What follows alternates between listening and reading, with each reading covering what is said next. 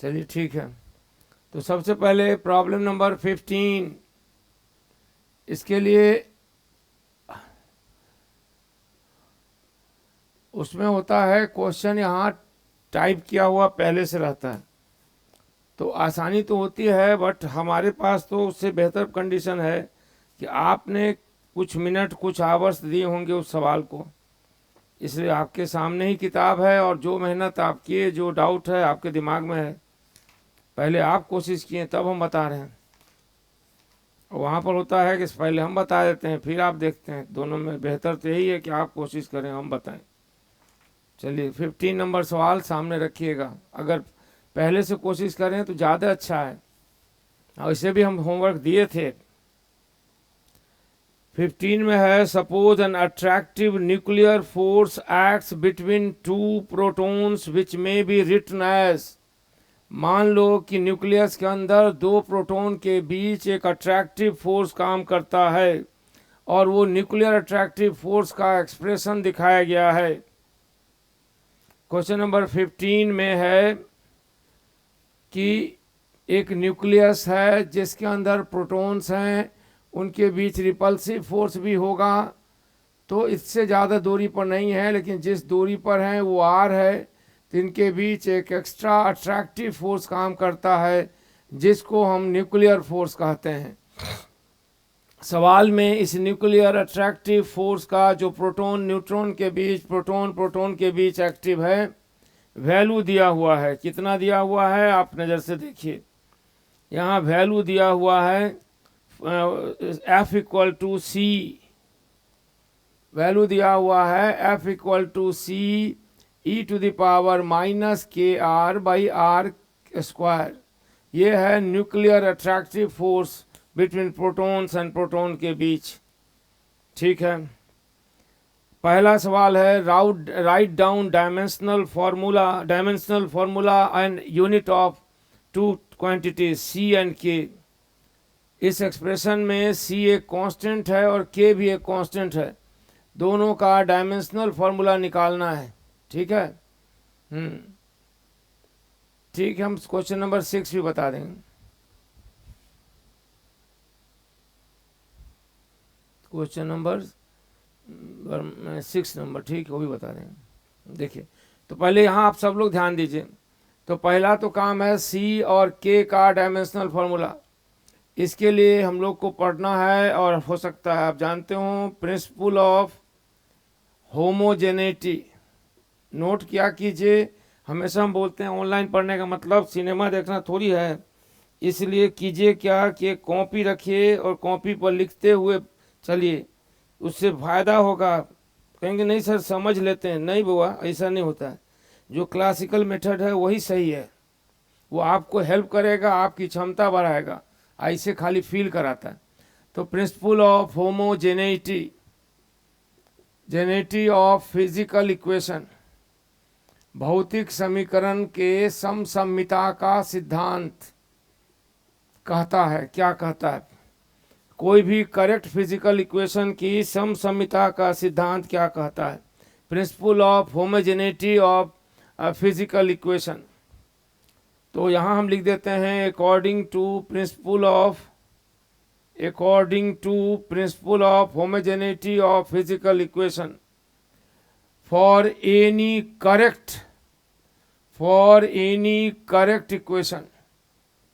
Correct equation, यानी अगर समीकरण सही है तो dimension of fundamental quantities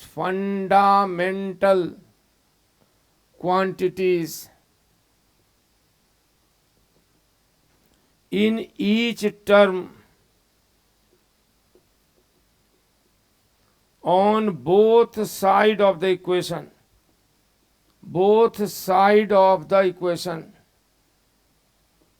must be same।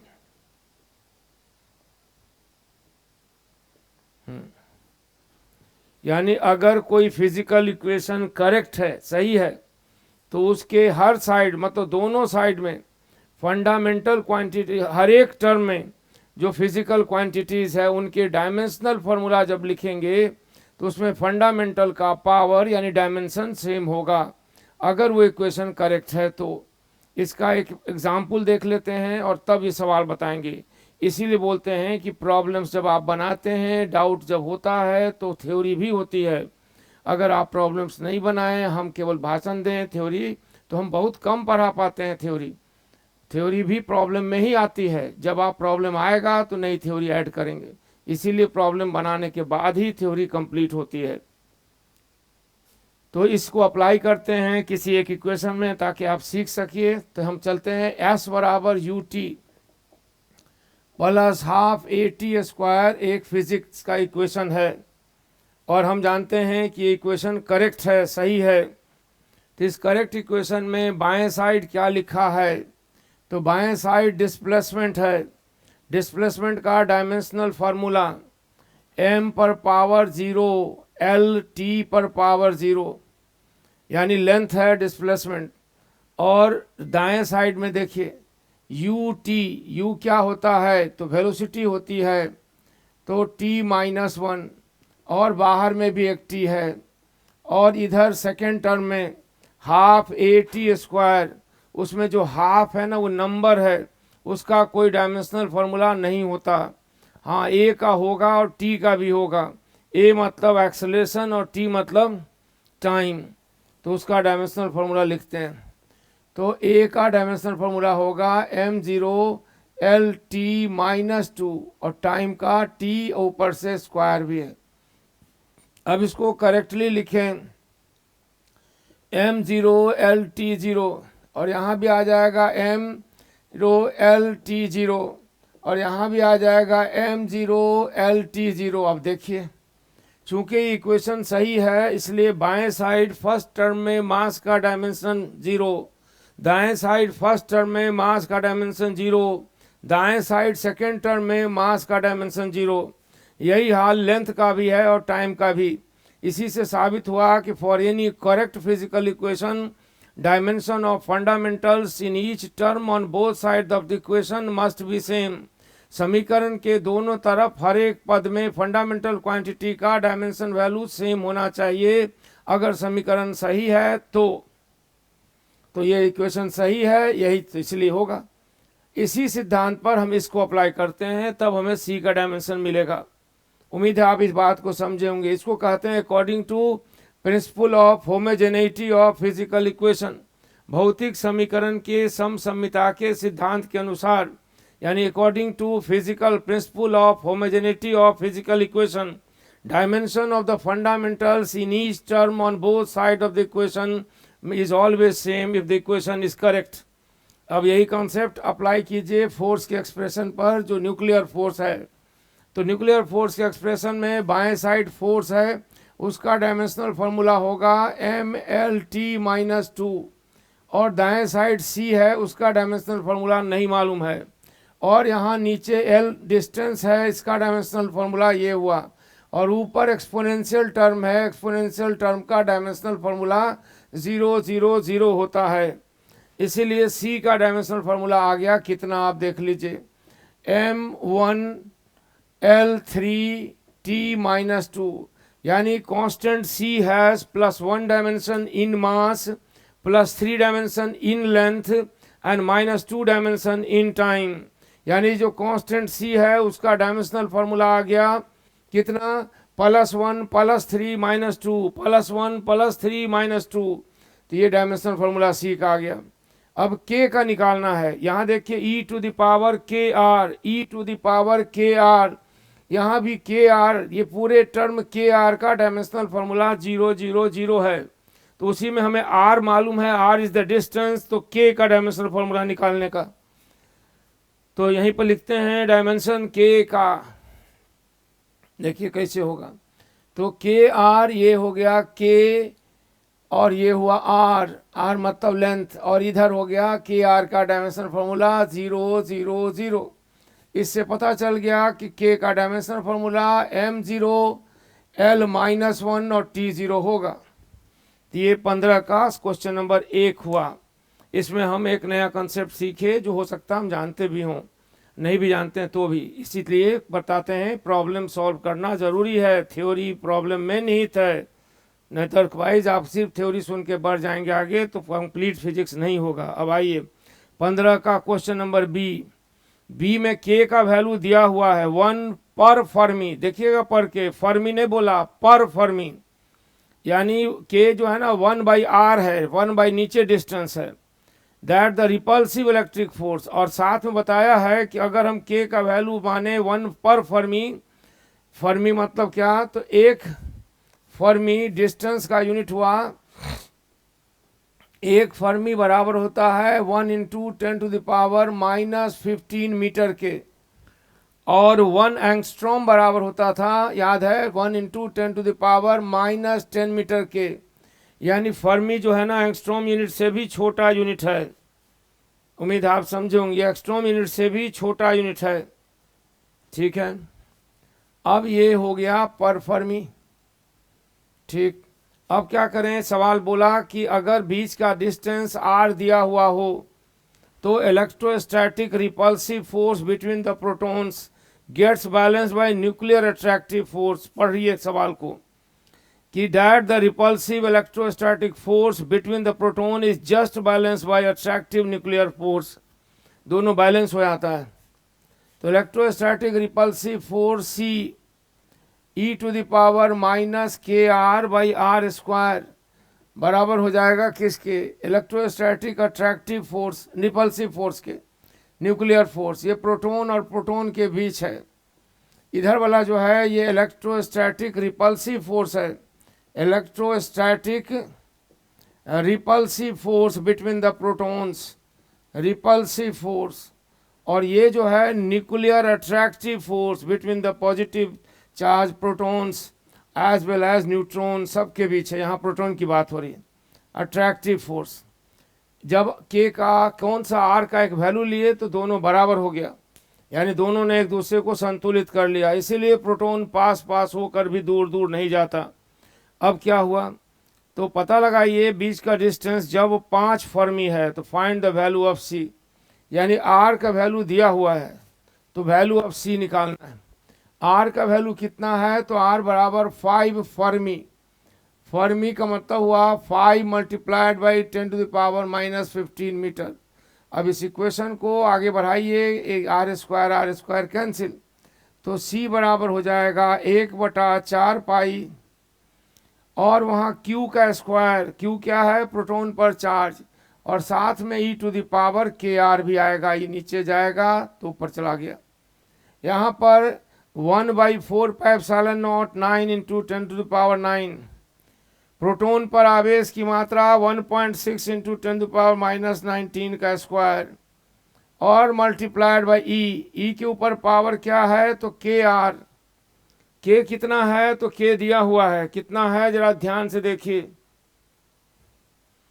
के दिया हुआ है, नहीं दिया हुआ, दिया हुआ है, पर फर्मी दिया हुआ है, के का वैल्यू पर फर्मी यहाँ है ना, कहाँ गया क्वेश्चन देख लीजिए एक बार, हाँ 1 पर फर्मी, तो के का वैल्यू है 1/10⁻⁻15, और आर का वैल्यू है 5 × 10⁻⁻15, तो -15 कैंसिल हो गया, ध्यान से देखिए। और कुछ लोग घबरा जाएंगे, अरे प्रॉब्लम इतना समय लगता, नहीं लगता बाबू, प्रॉब्लम अटेम्प्ट करने से थ्योरी समझने की एबिलिटी बढ़ती है, स्पीड बढ़ जाती है, सिलेबस जल्दी ख़त्म होता है और रिजल्ट भी अच्छा होता है, और बिना प्रॉब्लम के आप आगे बढ़ जाते हैं तो बस हमको तो कुछ नहीं मिलेगा, लेकिन हाँ गुरुजी का सिलेबस ख़त्म होता है, गुरुजी का, आपका नहीं, आप तो जस के तस। ये देखिए अब यहाँ से आगे सोचिए कैसे सॉल्व करेंगे। तो ई का वैल्यू कितना होता है, तो ई बराबर दशमलव में नहीं है, अगर डेसिमल में होता तो ई पर पावर 5 तो बहुत छोटा और होता। ई का वैल्यू होता है 2.718, अगर 5 है तो क्या हम इसे 5 बार मल्टीप्लाई करें, यह भी एक उपाय है, मगर भारी उपाय है और थोड़ा बेवकूफ़ी वाला उपाय भी है। 5 बार हो तो शायद गुना हो जाए, 25 बार हो तो कैसे होगा, और पॉइंट में हो, हाफ में हो कुछ, तो ऐसी स्थिति के लिए इसको लॉग इस्तेमाल करेंगे, लॉग एंटी लॉग। लॉग का इस्तेमाल ऐसे किया जाता है कि e⁻5 को y मान लिए, इसको हम y मान लिए, और बोले कि y बराबर है e⁵ अब दोनों साइड log लिए y e बेस, तो यहाँ आ जाएगा log e बेस e बराबर 1 यानी 5। अब e बेस को 10 बेस में बदले तो 2.303 log y बेस 10 बराबर 5। थोड़ा और आगे बढ़ाए तो log y बेस 10 बराबर 5/2.303, और इससे जो दशमलव में वैल्यू आएगा उसका वैल्यू हम एंटी लॉग लेकर y निकालेंगे। अब आप चेक करके अगले दिन बताइएगा कि एंटी लॉग लॉग आता है कि नहीं। लॉग तो खैर आता होगा, एंटी लॉग आता है कि नहीं। यहाँ से इसको डिवाइड करते हैं 5 को, और 5 को 2.303 से अगर डिवाइड किए तो लगभग आ जाएगा 2 देखिए हम भी डिवाइड करते हैं।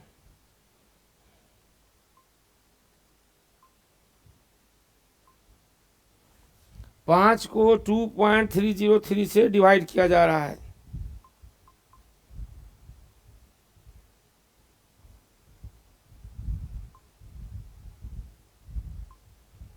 फाइव डिवाइडेड बाई 2.303 बराबर आ गया 2.171081। इतना लंबा नहीं लेने का, इतने तक है। अब क्या कीजिएगा, अब एंटी लॉग लीजिएगा। एंटी लॉग का एक टेबल आता है अलग से। हाँ, क्या बोले समझ में? हाँ ठीक है, 2.17 हुआ, सही है। अब एंटी लॉग लेंगे। एंटी लॉग लेने पर टेकिंग एंटी लॉग, इधर हुआ कैरेक्टरिस्टिक्स और मेंटिसा। ये कैरेक्टरिस्टिक्स हुआ, इसको बोलते हैं मेंटिसा। तो एंटी लॉग लेंगे तो y बराबर आ जाएगा, इसका एंटी लॉग लिया जाएगा। केवल दशमलव के बाद वाला जो मेंटिसा है उसी का होता है वैल्यू, और दू जो है वो कैरेक्टरिस्टिक कहलाता है, उसका नहीं लेना है, समझें। और लेने के बाद जो अंक आ जाए, अभी हमारे हाथ में लॉग टेबल नहीं है, लेकिन अगर जो भी अंक आ गया, कुछ भी आ गया, मान लीजिए 2 3 4 कुछ भी आ गया, तो क्या करेंगे? कोई भी अंक आ जाएगा तो क्या करेंगे? तो करेंगे क्या कि मान लो एग्जाम्पल के तौर पर आ गया 3 4 5 2 6, तो आप 2 के बाद, अगर इधर 2 लिखा है तो 3 के बाद डेसिमल देंगे। अगर 2 लिखा है तो 3 के बाद, और 1 लिखा होता तो 2 के बाद डेसिमल देते। ये तरीका होता है लेने का एंटी लॉग। समझ में आई बात? हाँ, तब ऐसे जाके सॉल्व कर पाएंगे। तो इसको सॉल्व कीजिएगा तो आ जाएगा। यहाँ पर एंटी लॉग टेबल हम भेज देंगे ऑनलाइन पर, और थोड़ा देर में, अभी हम है मेरे पास, हम भेज देते हैं। तो और नहीं आएगा तो अगले दिन बता दीजिएगा। तो यहाँ से एंटी लॉग लेते हैं। आप कहेंगे सर इससे बेटर था 5 बार मल्टीप्लाई कर लेते। ठीक है, कर सकते हैं, लेकिन 5 बार है तब ना। 0.25 होता तो कैसे करते, या 9 10 11 बार होता तो कैसे करते। तो एंटी लॉग लेते हैं। लॉग लेने के बाद हम एंटी लॉग टेबल अभी थोड़ा देर में पढ़ाने के बाद आप सबको व्हाट्सएप पर भेज देंगे, या ऐप में भी है, वहाँ से ही बता देंगे। ठीक है, तो ये हुआ 50 नंबर सवाल। उम्मीद है आपका डाउट दूर हुआ। और बार बार बोलते हैं प्रॉब्लम अटेम्प्ट करते हुए फिजिक्स पढ़ाता है, बिना प्रॉब्लम के फिजिक्स नहीं होता है। और समस्या जो है बताइए। कभी कभी लोग को समझ में आता है प्रॉब्लम बताने से, पढ़ने से स्लो हो गया था, तो फिर उसी फिजिक्स पढ़ के क्या फायदा। अब इसी बहाने हम लोग डायमेंशनल एनालिसिस का थोड़ा सीखे ना। चलिए ठीक है। और एक प्रॉब्लम और छोटा बच्चा है उसके लिए बताए थे 6, और तब फिर आगे पढ़ेंगे। प्रॉब्लम 6 बड़ा आसान है, आप 5 बनाए होंगे, फिर भी हम बात कर रहे हैं। 6 में है 2 charges 2 microcoulomb and 1 microcoulomb are placed at a separation of 10 centimetre. आप किताब पढ़ेंगे तो 2 चार्जेस, प्रॉब्लम नंबर 6 एक बचा है उनके लिए। तो 2 चार्ज है, एक चार्ज है यहाँ पर Q1 और दूसरा चार्ज है Q2। Q1 कितना है? तो Q1 बराबर है 2, दिखाई दे, हाँ दिया, 2 माइक्रोकूलम। Q1 है 2 माइक्रोकूलम और ये है 1 माइक्रोकूलम। ठीक है, दोनों पॉजिटिव है, ऐसा सवाल बोल रहा है, बोला नहीं बट मानेंगे। और उनके बीच की दूरी दी हुई है, ये बीच की दूरी दी हुई है। ठीक है, 10 सेंटीमीटर हो, जो भी हो, दूरी से मतलब नहीं। हाँ, दोनों पॉजिटिव है, ये बात पता है। तो सवाल क्या है, जरा एक नज़र देखिए। सवाल ये है कि where should a third charge be place, तीसरे चार्ज को कहाँ रखा जाना चाहिए, such that it experience, it मतलब third charge, experience no net force due to these two charges, यानी तीसरे चार्ज को हम कहाँ रखें कि इन दोनों के साथ जब इंटरेक्शन हो तो उस पर रिजल्टेंट फोर्स 0 हो। अगर आप यहाँ रख लेते हैं, मान लेते हैं अपनी पसंद से आर्बिट्ररी सेलेक्ट कर रहे हैं, यहाँ रख लेते हैं, तो ए के मतलब ए बी है ना, तो ए और पी के बीच जो इंटरेक्शन होगा उनके बीच हो सकता है रिपल्सन फोर्स इधर लगे, और बी और पी के बीच जो आप सवाल समझे कि नहीं, सवाल यह है कि ए और बी दो पॉइंट चार्ज है, इक्वल अनइक्वल है और पॉजिटिव है।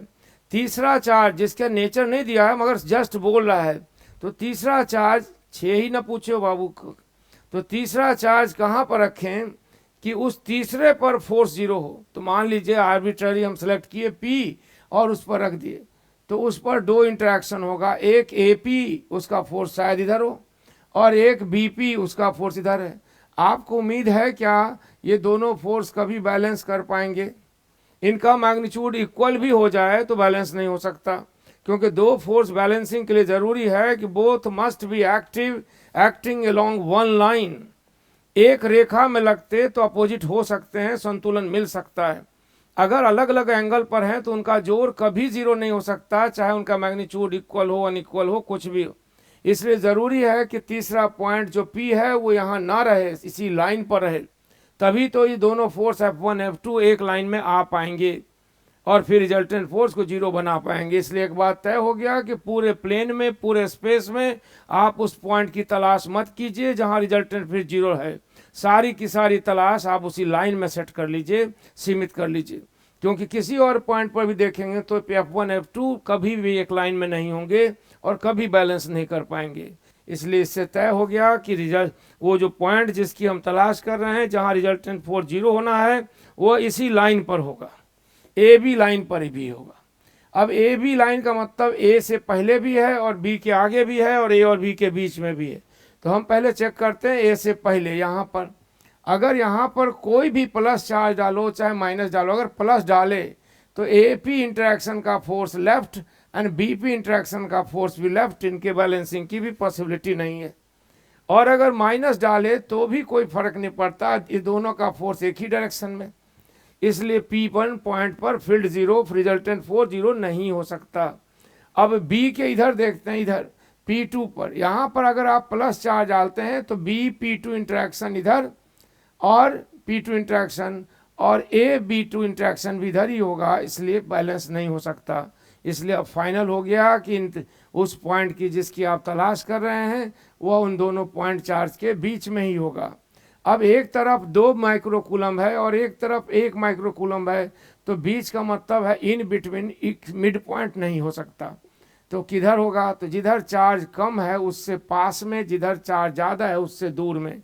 अब ए पी इंटरेक्शन का फोर्स राइट है और बी पी इंटरेक्शन का फोर्स लेफ्ट है, यहाँ से दूरी x है, यहाँ से l माइनस एक्स है, तो एफ ए पी बराबर हो गया एफ बी पी, और ए पी बराबर 1/4 pi epsilon naught Q1 multiplied by Q, यहाँ रखे हैं divided by R X square, और यहाँ हो जाएगा इसे Q2QL माइनस एक्स का स्क्वायर। आप सॉल्व करके x मालूम कर सकते हैं।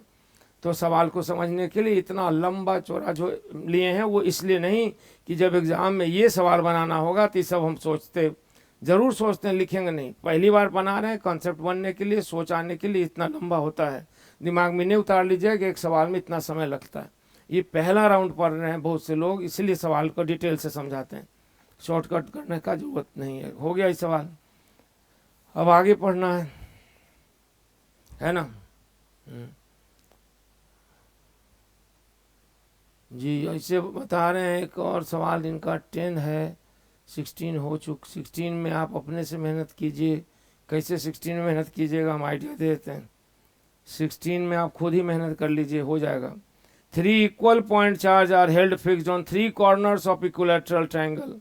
तो इस पर अपने से मेहनत कीजिए, इसमें कोई हम अभी बताने लायक बात नहीं है, ठीक है। नहीं बने तो बता देंगे, लेकिन अपने से मेहनत कीजिए।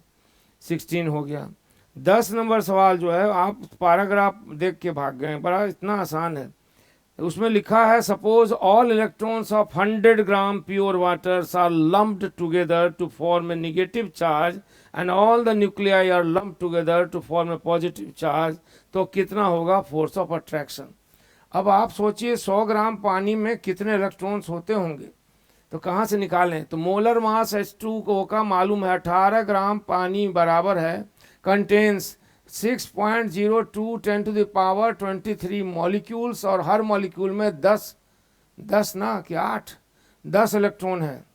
10 कहाँ से आ गए, 8 हो गए ऑक्सीजन के इलेक्ट्रॉन, और 2 हो गए हाइड्रोजन के इलेक्ट्रॉन, तो 10 इलेक्ट्रॉन्स हैं।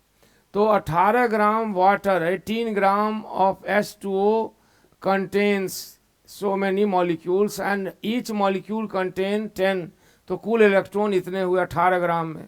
तो 100 ग्राम में कितने होंगे, तो 100 ग्राम प्योर वाटर में नंबर ऑफ इलेक्ट्रॉन की संख्या हो जाएगी 6.02 10 to the power 23 multiplied by 10 divided by 18 multiplied by 100। 1 gram में इतना बटा 18, तो कुल इलेक्ट्रॉन की संख्या इतनी हो गई। और जितने इलेक्ट्रॉन्स हैं उतने ही प्रोटॉन्स हैं, तो कुल प्रोटॉन की संख्या भी इतनी हो गई। अब इन दोनों चार्ज को अलग थलग रख देते हैं, और तो उनके बीच फोर्स निकालना है। बोलिए बनेगा कि नहीं, तो इसलिए प्रयास करेंगे, बनेगा। जी सही है, ठीक है, तो हो गया। अब आगे बढ़ जाते हैं, फिर और सवाल आप अटेम्प्ट कीजिए। नंबर ऑफ सवाल, उनके डाउट्स, दिक्कत आप क्लास में ही पूछ सकते हैं, पहले भी मैसेज कर सकते हैं, हम लिख के भेज देंगे या ऑनलाइन पर फिर किसी खाली समय बता देंगे। तो ठीक है, अभी चलते हैं। सवाल नंबर हो गया। अब लास्ट क्लास में जो बात हुई थी उससे आगे, लास्ट क्लास में बात हुई थी कि अगर यूनिफॉर्मली चार्ज सर्कुलर रिंग है, यूनिफॉर्मली चार्ज सर्कुलर रिंग है, तो उसके एक्सियल पॉइंट पर पोटेंशियल इंटेंसिटी का एक्सप्रेशन भी और वेरिएशन भी, और उसी का लेकर हमें स्फेरिकल एरियल चार्ज डिस्ट्रीब्यूशन के सराउंडिंग में अंदर फील्ड पोटेंशियल निकालना था। और जो कूलम्स लॉ से अभी निकाल लेंगे वही बात आगे चल के, मतलब अगले टॉपिक में गॉस थ्योरम से भी साबित होगी, तो दोनों सीखेंगे। अभी क्या करें, तो अभी हम लोग याद कर लेते हैं थोड़ी सी बात कि एक ये सर्कुलर चार्ज है, ये सर्कुलर, ये देख रहे हैं रेडियस इसका कैपिटल R, इसका सेंटर है और ये एक्सियल लाइन है। तो एक्सियल लाइन में पॉइंट P है और यहाँ रेडियस R है, और इस पर पूरे पर चार्ज का समरूप वितरण है, यानी यूनिफॉर्म डिस्ट्रीब्यूशन है। पॉजिटिव चार्ज इस तरह डिस्ट्रीब्यूटेड है। तो इस पॉजिटिवली चार्ज सर्कुलर रिंग के एक्सियल पॉइंट P पर पोटेंशियल और इंटेंसिटी का एक्सप्रेशन याद करा दें। आप लास्ट क्लास में यही बात हुई थी कि यहाँ पर पोटेंशियल का वैल्यू कितना होगा। अगर ये R है और इसे x माने, तो पाइथागोरस थ्योरम वाला ये हो जाएगा इतना के बराबर। और यहाँ पर पोटेंशियल का एक्सप्रेशन आया था 1/4 pi epsilon naught Q divided by root under R square plus R square. तो हम इस पोटेंशियल के एक्सप्रेशन को 1/4 pi epsilon naught Q by x भी लिख सकते हैं। और x का वैल्यू बदलता है, नहीं बदलता, पोटेंशियल निकल गया इसी से। और एक और कंसेप्ट याद करा दें इसी में कि अगर potential as a function of x दिया, तो हम इंटेंसिटी भी निकाल सकते हैं by differentiating and taking negative value. इसे कहते हैं पोटेंशियल ग्रेडियंट। अब इसी दोनों कंसेप्ट को इस्तेमाल करते हुए uniform spherical areal positive charge distribution के आउटसाइड, इनसाइड और सरफेस पर पोटेंशियल और इंटेंसिटी के वेरिएशन का एक्सप्रेशन डिराइव करना है। अब कहेंगे सर डिराइव करने के बदले अगर हम शॉर्टकट रास्ता अपना करें, डायरेक्ट फार्मूला लिख दें, तो भी तो हो सकता है। अगर आप इसका समझते हैं, पहले से पढ़े हुए हैं, तब हो सकता है, नहीं पढ़े हैं तो नहीं हो सकता। कहेंगे सर लॉन्ग आंसर क्वेश्चन में तो थोड़ी बनाना है हमको एग्जाम में। हाँ, तो अगर लॉन्ग आंसर नहीं भी बनाना है तो भी शॉर्ट आंसर के लिए लॉन्ग आंसर कंसेप्ट टॉपिक हमेशा सब्जेक्टिव रहता है। तो चलिए यूनिफॉर्म स्फेरिकल, देखिए ये है uniform spherical areal charge distribution. Uniform spherical areal charge distribution. ये इसका सेंटर है और ये एक बाहर में पॉइंट है P और यहाँ सेंटर है O। अब इसका क्या करें, तो इसको हम एलिमेंट्री हुप से बना हुआ मानेंगे। कैसे, तो इस तरह से, ऐसे ऐसे, यानी ऐसे ऐसे काट देते हैं अगर ऐसे, तो एलिमेंट्री हुप्स बनेगा। और हुप्स किसको कहते हैं, तो रिंग है जिसमें थोड़ी चौड़ाई आ जाए तो उसी को हुप कहते हैं। उस दिन यहाँ पर बताए भी थे, अभी तो कहाँ चला गया पता नहीं, लेकिन हुप उसी को कहते हैं। तो ये हुप था। ये पट्टी है ना, ये थोड़ी ज़्यादा चौड़ी है, मगर इसी पट्टी को गोल एंड टू एंड ज्वाइन करें तो एक सर्कुलर रिंग बनेगा जिसमें चौड़ाई है तो हुप है, और चौड़ाई ना होती तो सिर्फ रिंग कहलाता। तो ये इस तरह से, तो इससे हम लोग डिवाइड करते हैं नंबर ऑफ एलिमेंट्री हुप्स में। और ये बात हम नहीं लिख रहे हैं अभी। उसी में से एक एलिमेंट्री हुप यहाँ लेंगे और उस पर चार्ज मानेंगे, यहाँ पोटेंशियल निकलेगा, फिर डिफ्रेंशिएट करेंगे, इंटेंसिटी निकलेगी। थोड़ा सा कंसेप्ट वेक्टर लॉ ट्रायंगल का भी होगा, लेकिन फाइनल रिजल्ट जो आएगा उस पर सैकड़ों ऑब्जेक्टिव सवाल बनेगा और सब्जेक्टिव भी। सब लॉन्ग आंसर तो खैर है ही वो। तो यहाँ पर हम पॉइंट ले लिए P जहाँ पोटेंशियल निकालना है, और इसमें कई हुप हैं, उसमें से एक एलिमेंट्री हुप कंसीडर कर लेते हैं। इसका नाम देते हैं ABCD। ये एलिमेंट्री हुप है। इस एलिमेंट्री हुप को लोकेट करते हैं कैसे, तो कहेंगे कि इस एलिमेंट्री हुप का सेंटर OP लाइन पर है, सही बात है, O1 पर। और दूसरी पहचान, इस एलिमेंट्री हुप के दोनों किनारे सेंटर ऑफ द स्फीयर पर एक एंगल सबटेंड करते हैं, और ये एंगल है थीटा और ये एंगल है d थीटा। ये और ये एलिमेंट्री हुप है, इसे देख रहे हैं ऐसे ऐसे ऐसे। और यहाँ B से P की दूरी जो है वो x है।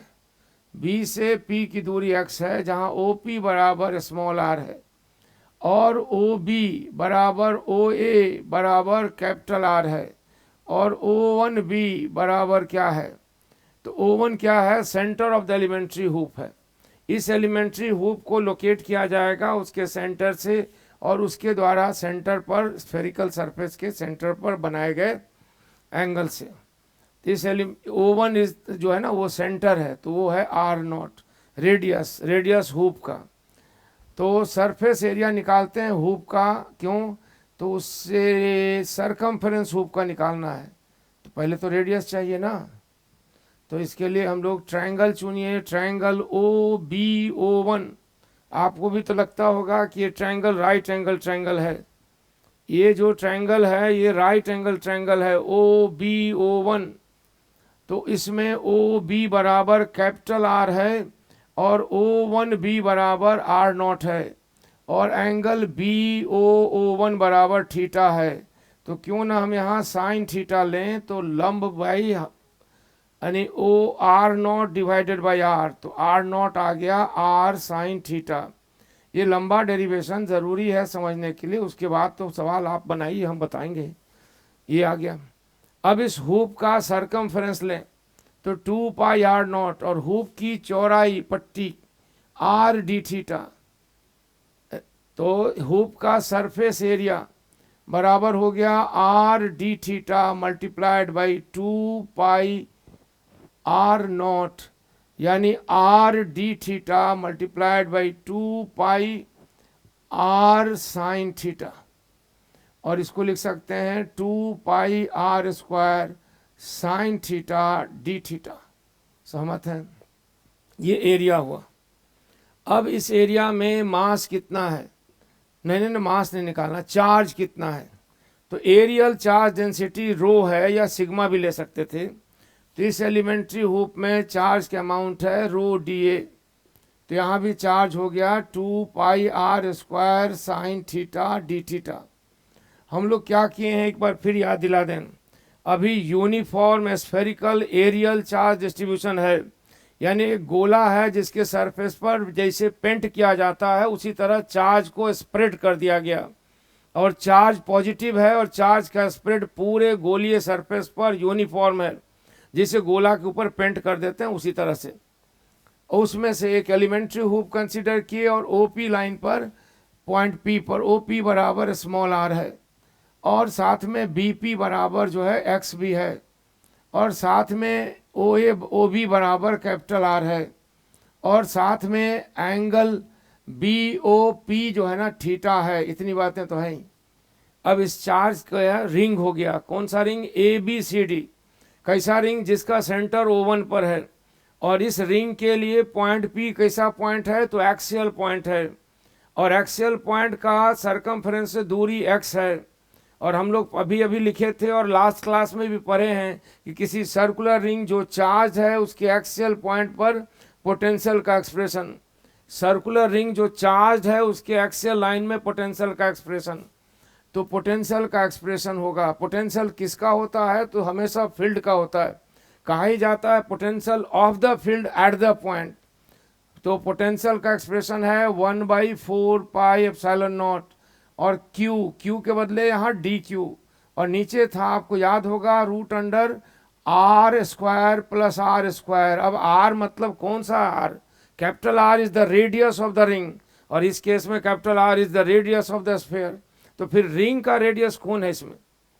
आप जो लास्ट फार्मूला लिखे उसमें ऐसे लिखा था, ये ऐसे लिखा था इस तरह से। तो इसमें ये कहा गया था रिंग का रेडियस है। यहाँ जो कैपिटल आर है वो रिंग का नहीं, स्फीयर का रेडियस है। और स्मॉल आर के बारे में बोला गया था रिंग के सेंटर से दूरी, जो OP नहीं O1P है। तो बोलिए कैसे लिखें? यहाँ पर हम रिंग का रेडियस लेंगे। रिंग मतलब एलिमेंट्री हुप का रेडियस कौन होगा? O1B। O1B कितना है? तो R0 है, तो O1B R0 का स्क्वायर, और प्लस हम लेंगे O1 से P की दूरी। यह कितनी है? तो O1 से P की दूरी रहने देते हैं, O1P ही रहने देते हैं, ये सब भी आसान हो जाए। तो हम निकालेंगे O1B का स्क्वायर प्लस O1P का स्क्वायर। अब आप ही बताइए इस ट्रायंगल O1BP में O1P का स्क्वायर और O1B का स्क्वायर किसके बराबर बन रहा है? और एक बार फिर याद दिला दें, हम लोग पढ़ रहे हैं expression for electrostatic field intensity and potential at any point due to the field due to charge distribution on uniform spherical charge distribution। तो यहाँ पर ये OB1 पहचाने, OB1 और O1P ये भी देखे। इन दोनों के स्क्वायर का स्क्वायर रूट जो है वह DVP बराबर हो जाएगा 1/4πε0, और नीचे x, और ऊपर DQ की जगह पर 2π, यहाँ रो छूट गया था, R² rho sine theta D theta. अगर आप इस एक्सप्रेशन की स्थापना में समझ पाए तो आगे सोचिए, नहीं समझ पाए तो फिर क्या करें बताइए। ठीक है, ध्यान लगाए रखिए, और उस तरह का ऑनलाइन मत पढ़िए, कॉपी पर लिखिए भी, और जो पॉइंट हम बोले उस पर ध्यान भी दीजिए। और ये एक्सप्रेशन जो 12 पास लोग हैं उनके लिए बार बार डिराइव करने का नहीं है, इसीलिए अच्छे से समझें, ताकि उस पर हम सवाल सब तरह तरह का होता है। गोला में तो थोड़ा सा छांट देगा, कैविटी स्कूप आप कर देगा, तो उस समय ये कंसेप्ट नहीं रहेगा तो थोड़ी बना पाइएगा फॉर्मूला बेस। यही एक्सप्रेशन है। अब ये एक्सप्रेशन पोटेंशियल का है, और पोटेंशियल पॉइंट P पर है, और P पर किसका? फील्ड का है, और फील्ड किसका? चार्ज का, और चार्ज किसका? हुप का। पूरे गोला का ही नहीं है, सिर्फ हुप पर जो चार्ज है उसके कारण जो फील्ड है, उसके कारण जो पोटेंशियल है, उसी के कारण ओनली, बस हुप पर जो चार्ज है सिर्फ उसी का पोटेंशियल है ये। अब ऐसे ऐसे तो बहुत से हुप हैं, तो बदल क्या जाएगा? हुप के बदलने से x बदल जाएगा, और क्या बदल जाएगा? थीटा बदल जाएगा। मतलब हुप अगर इसके बदले आगे बढ़ जाए तो x में चेंज आएगा और थीटा में भी चेंज आएगा। तो x और थीटा दो वेरिएबल है, तो हम लोग के सिलेबस में डबल इंटीग्रल नहीं होता, इसीलिए हम इसे सिंगल वेरिएबल में कन्वर्ट करने का कोशिश करेंगे ज्योमेट्री की मदद से।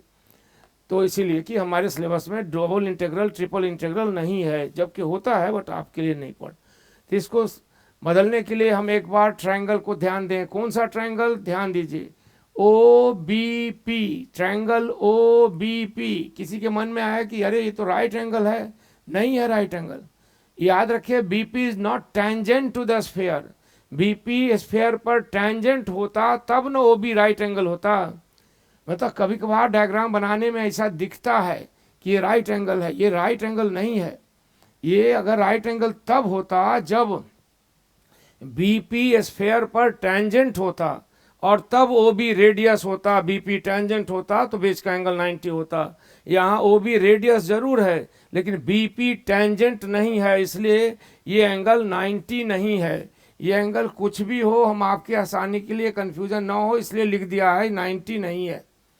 हालांकि उस फाई की कोई ज़रूरत नहीं है, मगर याद देखने में गड़बड़ लगता है कभी। यहाँ सिर्फ ये एंगल दिया हुआ, ये वाला एंगल, ये थीटा है। और ओपी के बारे में जानकारी है, ओपी इज आर। और ओबी के बारे में बहुत अच्छी जानकारी ऊपर लिखा ही हुआ है, कैपिटल आर, और बीपी एक्स है। तो कोई ऐसा रिलेशन सोचिए जो एक्स आर और थीटा को रिलेट करे। असल में हमें रिलेशन लाना है एक्स और थीटा के बीच, ताकि हम एक्स की जगह पर थीटा ला सकें या थीटा की जगह पर एक्स ला सकें। इस एक्सप्रेशन में कोई एक ही वेरिएबल हो, दो वेरिएबल नहीं हो। हम फिर याद दिला दें हम लोग क्या कर रहे हैं, कहीं कि बार बार बोलना पड़ता है। अरे स्फेरिक ये जो डेरिवेशन होता है ये बड़ा कंसेप्चुअल होता है, इस बेस को अच्छा से समझिए, क्योंकि जो सीधे सीधे फार्मूला बेस्ड प्रॉब्लम है और आप मेमोरी की मदद से सॉल्व कर लीजिएगा, जो थोड़ा कटकुट इधर हो जाएगा उस समय सोचने के लिए ये हेल्प करेगा। इसलिए यहाँ देखिए, हम इस ट्रायंगल की मदद से आर, एक्स और थीटा को रिलेट करना चाहते हैं। क्यों? ताकि हम एक्स की जगह थीटा और थीटा की जगह एक्स लिख सकें, एक्स की जगह थीटा और थीटा की जगह एक्स लिख सकें। तो क्या करें सो बताइए। तो करेंगे यह कि हम वेक्टर ट्रायंगल याद करेंगे। अगर कुछ लोग बिल्कुल भूल गए हैं तो क्या करें, उनको थोड़ा सा याद दिला देते हैं। देखिए याद दिला देते हैं, ये ए था और ये बी था, याद आया, और बीच का एंगल थीटा था, और ये बीच का एंगल जो थीटा था वो एक्यूट एंगल था, लेस देन 90। तो parallelogram law of vector addition बोला कि इनका रिजल्टेंट जो ए प्लस बी होगा वो इस पैरेललोग्राम का मेजर डायगोनल होगा, और उनका ए माइनस बी जो होगा वो इस पैरेललोग्राम का माइनर डायगोनल होगा। भूल गए? ये हम लोग याद करिए, ये था ओ ए सी बी। तो बताया गया कि अगर ए और बी दो वेक्टर हों, उनको एडजेसेंट साइड मानकर पैरेललोग्राम बनाओ तो उसके बीच का एंगल थीटा हो, और थीटा अगर एक्यूट हो, न्यून कोण हो, तो उस समय ए और बी जो होता है वेक्टर r1 लिख देते हैं, ए यहाँ नहीं लिखते हैं, यहाँ लिख देते हैं r1 बराबर ए प्लस बी अगर है तो ये हो जाता है ओ सी के बराबर। ये r1 जो है ना ए प्लस बी, ये मेजर डायगोनल हुआ, बड़ा वाला डायगोनल। और क्या करें जानते हैं? अच्छा याद है, ये तो बड़ी अच्छी बात है, याद है, मेमोरी अच्छी है। या रात देर हो रही इसलिए आप उकता के कह रहे हैं कि जल्दी से आगे बढ़िए, याद है। अच्छा ठीक है, याद है भाई, याद है, अच्छी बात है। तो अब देखिए दूसरा भी एक देखिए, ये इसके बारे में देखिए, इसका याद है कि नहीं। तो R2 किसके बराबर होता है? R2 A माइनस बी के बराबर होता है।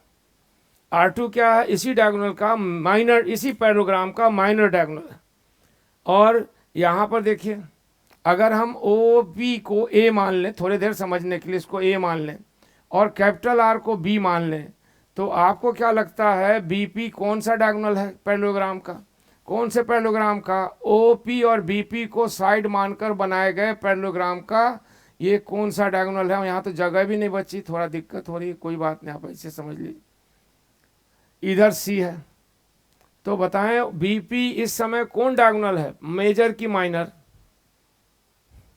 यानी वेक्टर आर को वेक्टर ए मानिए, जैसे स्कूल का याद है, आप कह रहे हैं कि याद है, तो यहाँ की जगह ए मानिए, यहाँ के जगह बी मानिए, थीटा बीच का एंगल है, और ओपी और ओबी को एडजेसेंट साइड मानिए, और पैरेललोग्राम ड्रॉ कीजिए। तो बीपी उस पैरेललोग्राम का माइनर डायगोनल है कि major?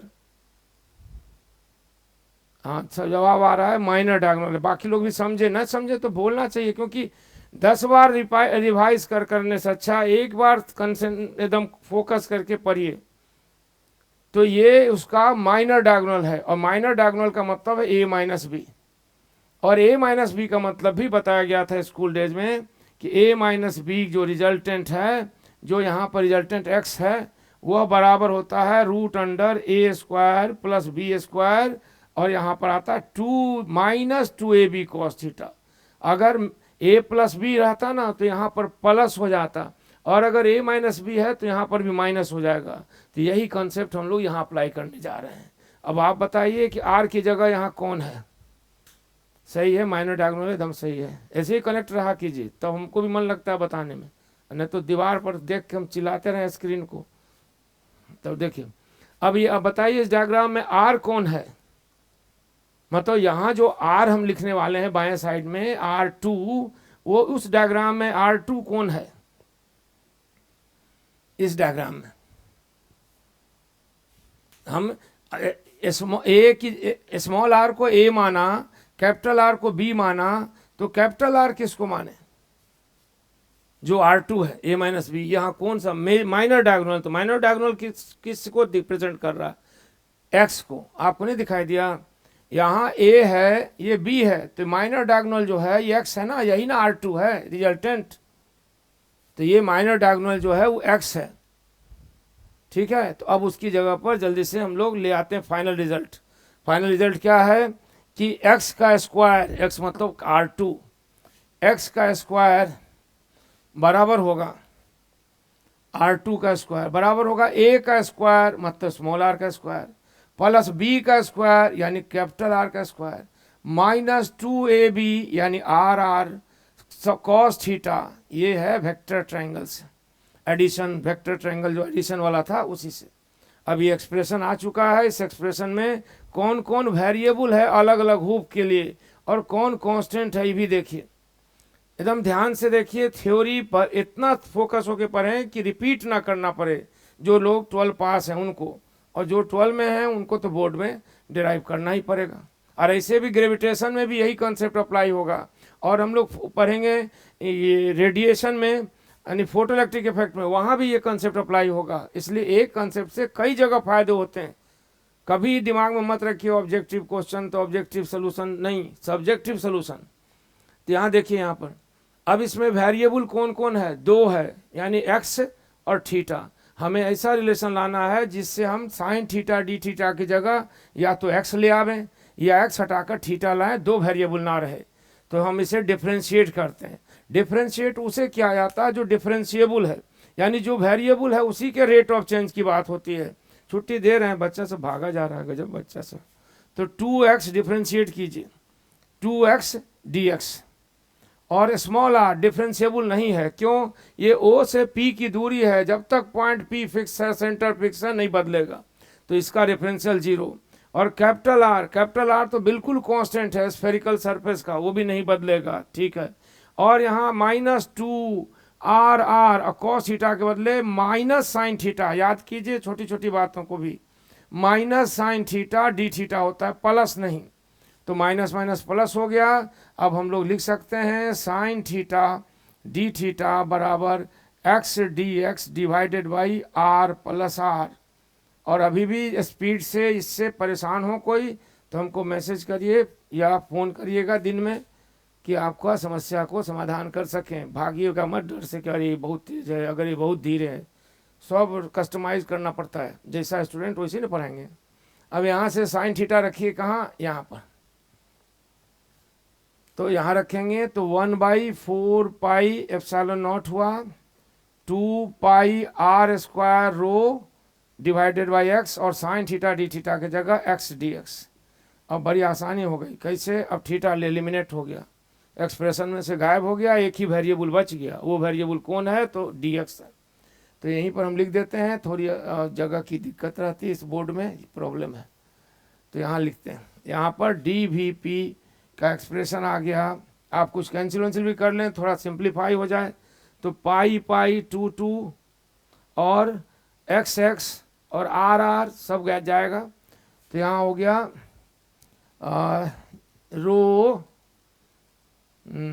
Row are capital R, और यहाँ हो जाएगा 2 pi epsilon naught small R D x. सही है? सही लगता है हमको, ठीक है। तो ये आ गया एक्सप्रेशन इस एलिमेंट्री हुप पर जो चार्ज है। अब अलग अलग के लिए अलग अलग केस, एक बात कंप्लीट ही कर दें तो फ़ायदा है, और इससे भी कोई खास समय नहीं बीता, बस 5 मिनट में इसको एंड करते हैं। तो अब ये एक हुप के चार्ज के फील्ड का पोटेंशियल है पॉइंट पी पर। ये एक हुप के चार्ज के फील्ड का पोटेंशियल है पॉइंट पी पर। अब इस तरह के अनेकों नहीं इनफाइनाइट हुप्स हैं, मगर उनका समेशन फाइनाइट है, तो उसकी वजह से भी पोटेंशियल हमें निकालना है। सब की वजह से पोटेंशियल स्केलर है, एडिटिव होता है, हम ऐड कर सकते हैं। तो चलिए पहला केस लेते हैं, जब पॉइंट पी आउटसाइड है। पोटेंशियल डायग्राम, इसमें बहुत एप्लीकेशंस है। फिर इसके अंदर कैविटी होगा या स्कूप आउट करेंगे, सब केस। तो कहे अब है आर बराबर कैपिटल आर से बड़ा और इन्फिनिटी से छोटा, यानी point P is outside, outside बाहर है, आउटसाइड द स्फेयर।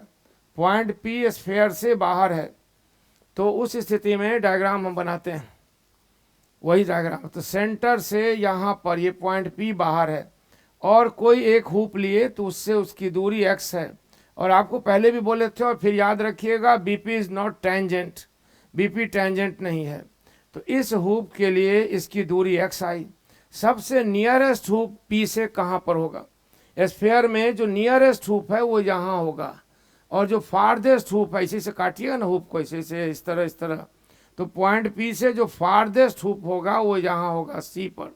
तो x का मिनिमम वैल्यू नियरेस्ट हुप बराबर पी ए बराबर O P minus O A बराबर आर माइनस नहीं स्मॉल आर ओ पी है small R minus capital R. सबसे नियरेस्ट हुप जो है पी से वो ए पर है, और सबसे फारदेस्ट हुप जो पी से है वो सी पर है।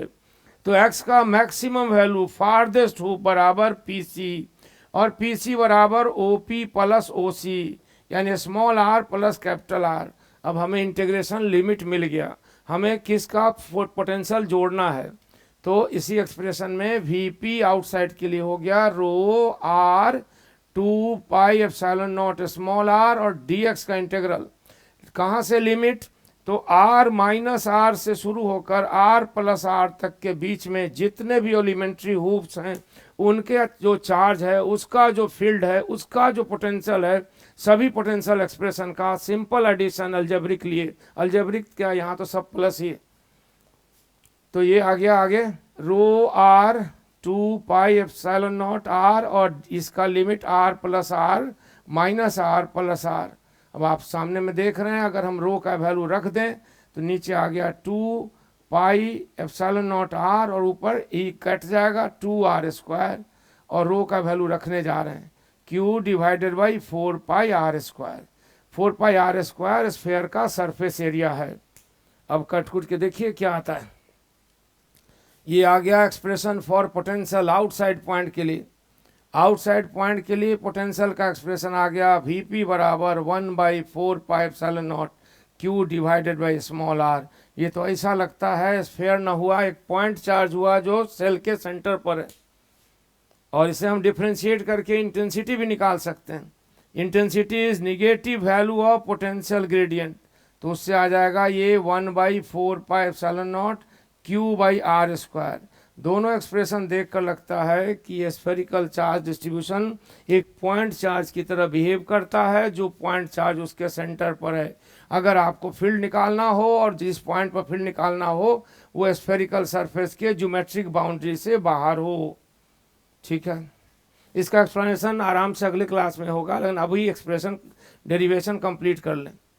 दूसरा केस, जब r बराबर कैपिटल R हो, यानी P is on the surface, जब सरफेस पर ही P हो, तो जब सरफेस पर ही P होगा तो आप ही सोचो P से नियरेस्ट हुप कहाँ होगा।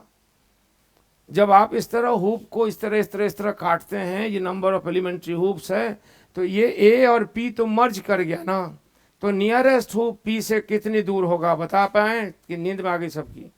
नियरेस्ट हुप P से कितनी दूर पर होगा, वो P पर ही होगा। ऐसा है ना कि ये P तो आके मर्ज कर गया सरफेस पर, इसलिए x का मिनिमम वैल्यू, अगर आप नहीं समझ पा रहे हैं तो इसको समझिए ना, ये P पॉइंट यहाँ के बदले यहाँ आ जाए तो नियरेस्ट हुप कहाँ चला गया, अरे तो P ही हुप पर आ गया तो 0 हो गया, तो मिनिमम वैल्यू 0। और x का मैक्सिमम वैल्यू, तो फारदेस्ट हुप कहाँ गया, तो C पर। C बराबर OA प्लस OC यानी 2R। अब इस लिमिट में झट से इंटीग्रेट कीजिए, घबराए बिना, बस अंत करीब है, मतलब हो समझ में आ जाएगा सबको। जी सही है, हाँ सही है। इसी को इंटीग्रेट करना, V P on the surface, कहेंगे ऑन द सरफेस कैसे हो सकता है, आप जरा दिमाग लगाएंगे तो कहेंगे सर चार्ज पर पोटेंशियल नहीं होता। बिल्कुल सही बात है, हम जब पी की बात कर रहे हैं तो इसके अलावा भी तो चार्ज है, खाली पीए पर चार्ज थोड़ी है। पी को छोड़कर बाकी जो चार्ज है उसके कारण पोटेंशियल की बात हो रही है, इसलिए सरफेस पर डिफाइन हो सकता है। तो rho r divided by 2 epsilon naught r, और इंटीग्रेशन करेंगे कहाँ से, तो dx का लिमिट क्या ले लें, तो 0 से 2r। अब हम बोले जा रहे हैं, आप भी ध्यान रखिएगा, सिर्फ ऐसे ही मत देखते रहिए, और कोई बहुत रात नहीं हो जाती, पढ़ने लिखने वाले इससे भी लेट तक पढ़ते हैं। हाँ, ये हो गया। अब इसमें रो का वैल्यू रखिए, पोटेंशियल देखिए कितना आता है। तो रो का वैल्यू रखेंगे तो एक बार फिर पोटेंशियल आ जाएगा सरफेस का, वही क्यू बाई स्मॉल आर, और इंटेंसिटी इतनी। लेकिन एक बात गलती हो गई, वो गलती नहीं हुई, मतलब अभी होनी चाहिए सही, कि वो हम स्मॉल आर को कैपिटल आर मानेंगे ना, इसलिए सरफेस पर पोटेंशियल का फाइनल एक्सप्रेशन जब आएगा तो हम स्मॉल आर को कैपिटल आर मानेंगे। क्यों? क्योंकि वो सरफेस पर है, सरफेस के लिए कैपिटल आर। तो इसलिए पोटेंशियल ऑन द सरफेस क्या होगा, तो 1/4 epsilon naught Q by capital R, और इंटेंसिटी क्या होगी, तो 1/4 epsilon naught Q by capital R square. अब आखिरी पॉइंट है, इसको एंड करिए अच्छे से, वो है इनसाइड पॉइंट स्फेरिकल सरफेस के, इनसाइड, बाहर नहीं। तीसरा, जब आर का वैल्यू कैपिटल आर से छोटा हो और 0 से बड़ा हो, ये हम स्फेरिकल सरफेस बना रहे हैं, और यहाँ पर पॉइंट पी है ओ, ये स्मॉल आर डिस्टेंस है। बताइए इससे नियरेस्ट हुप कहाँ है, इससे फारदेस्ट हुप कहाँ है, आपके सामने में पॉइंट है। हमने हुप का डिवीजन ऐसे ऐसे किया है, ये इससे इस तरह इस तरह इस तरह इस तरह, तो पॉइंट पी से नियरेस्ट हुप किधर है? जी आपका जवाब आ गया, नियरेस्ट हुप है मैक्सिमम, उसमें 2r था, इसमें देखिए ना, इसमें ये पॉइंट पी है और हुप ए से शुरू होकर सी तक है, तो पॉइंट पी से नियरेस्ट हुप कहाँ है? जी इसका जवाब है कि नियरेस्ट हुप क्या बोल रहे हैं, r-r पे है। नहीं ना, हम पॉइंट बताइए ना, ABCD लिखा हुआ ना, उसके हिसाब से बताइए ना। आपका सही आंसर लगता है हमको, capital R minus small R पर है, मगर PA-AB से बताइए ना।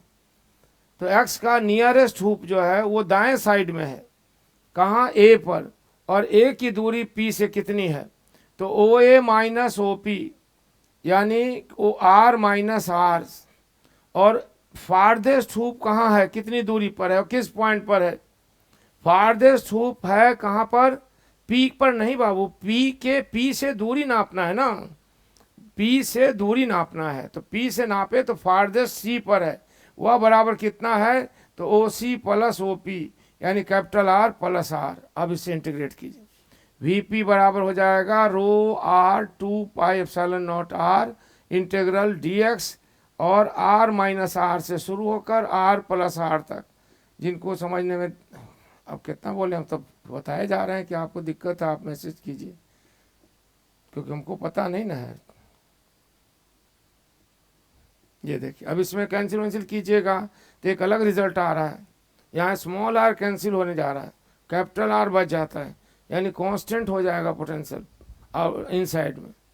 हाँ ठीक है, यहाँ देखिए, इसको सॉल्व कीजिए, यहाँ आ रहा है। सबसे अजीब खास बात यह है कि Q तो ठीक है, स्मॉल आर कैंसिल हो जाएगा और कैपिटल आर रह जाएगा, यानी पोटेंशियल सरफेस पर कांस्टेंट होगा, नहीं बदलेगा इनसाइड पॉइंट पर, और डिफ्रेंशिएट कीजिएगा तो 0 आ जाएगा, क्योंकि कांस्टेंट है ना, और तो इसलिए 0 हो गया। यानी स्फेरिकल चार्ज डिस्ट्रीब्यूशन के इनसाइड सभी पॉइंट पर पोटेंशियल समान है और पोटेंशियल में कोई डिफरेंस नहीं, इसलिए इनसाइड इंटेंसिटी भी 0 है। तो ये 3 बातें हम लोग पढ़े।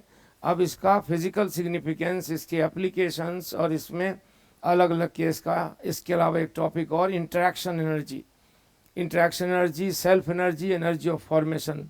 तो कल के क्लास, अभी इलेक्ट्रोस्टैटिक्स कंटिन्यू है और मैकेनिक्स भी कंटिन्यू हो जाएगा जल्दी ही, 1 से 2 दिन में। एक